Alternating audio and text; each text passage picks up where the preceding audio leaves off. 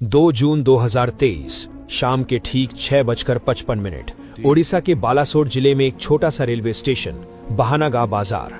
सब कुछ बिल्कुल सामान्य था। ट्रेनें अपने समय पर चल रही थीं, लोग अपने अपने सफर में व्यस्त थे। लेकिन सिर्फ अगले 60 सेकंड में ये जगह भारत के इतिहास की सबसे भयानक रेल दुर्घटनाओं में बदलने वाली थी। एक ऐसी दुर्घटना जिसमें 3 ट्रेनें टकराईं और 296 लोगों की जान चली गई। लेकिन सबसे बड़ा सवाल आज भी वही है, आखिर ये हादसा हुआ कैसे, और सबसे जरूरी, गलती किसकी थी।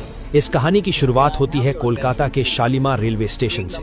2 जून 2023 दोपहर 3:20 पर Coromandel express train number 12841 Chennai के लिए रवाना होती है। इस ट्रेन में बैठे थे 1200 से ज्यादा यात्री। हर किसी के पास एक सपना था। कोई नौकरी के लिए जा रहा था, कोई अपने परिवार से मिलने, कोई अपने भविष्य की तरफ। लेकिन उन्हें नहीं पता था ये सफर उनकी जिंदगी का आखिरी सफर बनने वाला है। दूसरी तरफ यशवंतपुर हावड़ा सुपरफास्ट एक्सप्रेस 12864 पहले ही बेंगलुरु से निकल चुकी थी। लेकिन ये ट्रेन करीब 2.5 घंटे लेट थी और यही देरी इस पूरी घटना की सबसे खतरनाक कड़ी बन गई, क्योंकि इसी वजह से दोनों ट्रेनों का रास्ता एक ही जगह एक ही समय पर आकर मिल गया।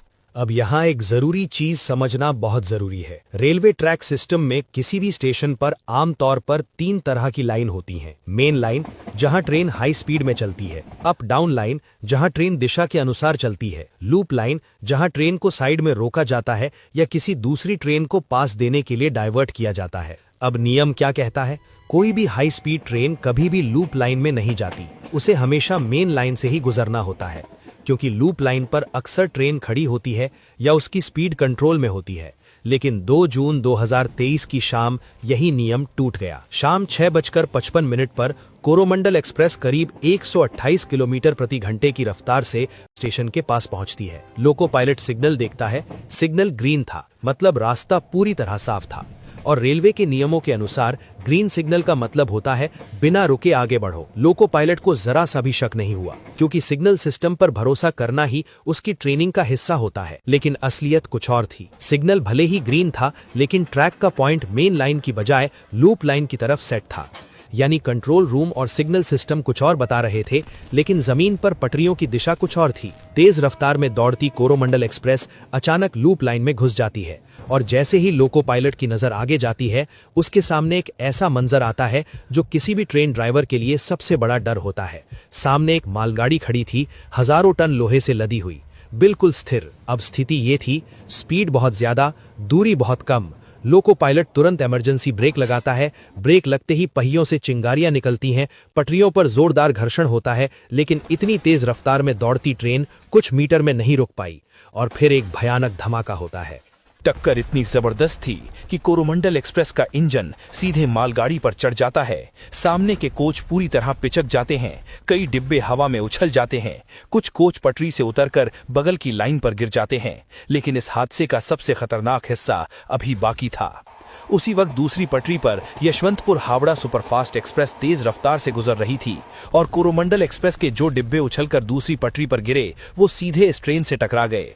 अब ये सिर्फ एक एक्सीडेंट नहीं था, ये एक ट्रिपल ट्रेन कोलिजन बन चुका था। कुछ ही सेकंड में 3 ट्रेनें, सैकड़ों डिब्बे और हजारों जिंदगियां पूरी तरह तबाह हो गईं।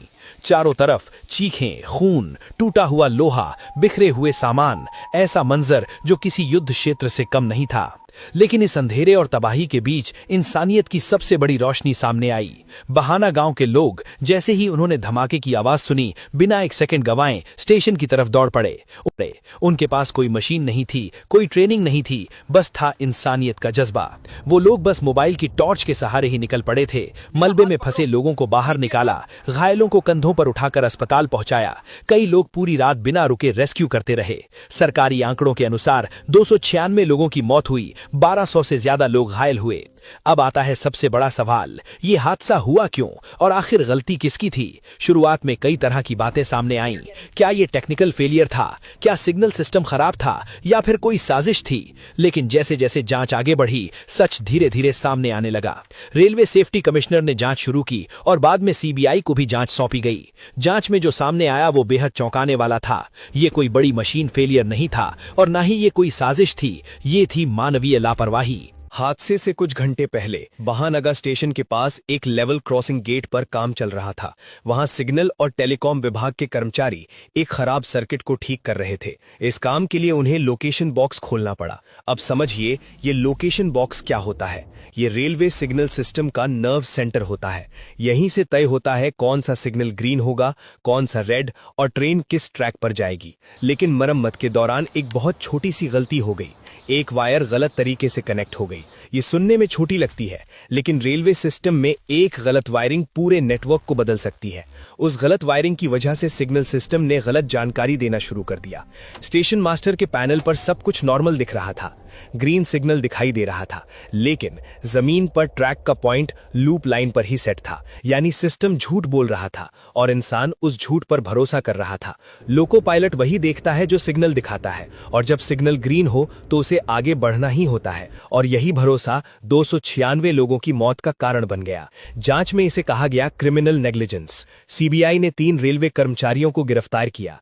उन पर आरोप लगा कि उन्होंने बिना सही जांच के सर्किट में बदलाव किया। लेकिन यहां एक और बड़ा सवाल खड़ा होता है, क्या सिर्फ वही 3 लोग जिम्मेदार थे या सिस्टम में भी कोई बड़ी खामी थी? क्योंकि अगर एक छोटी सी वायरिंग गलती इतने बड़े हादसे में बदल सकती है, तो इसका मतलब है सिस्टम में फेल सेफ मैकेनिज्म कमजोर था।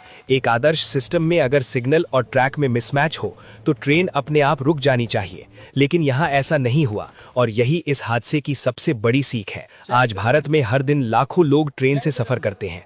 हम टेक्नोलॉजी पर भरोसा करते हैं, automatic signal, computerised system, electronic interlocking, लेकिन यह हादसा हमें याद दिलाता है टेक्नोलॉजी 100% सुरक्षित नहीं होती।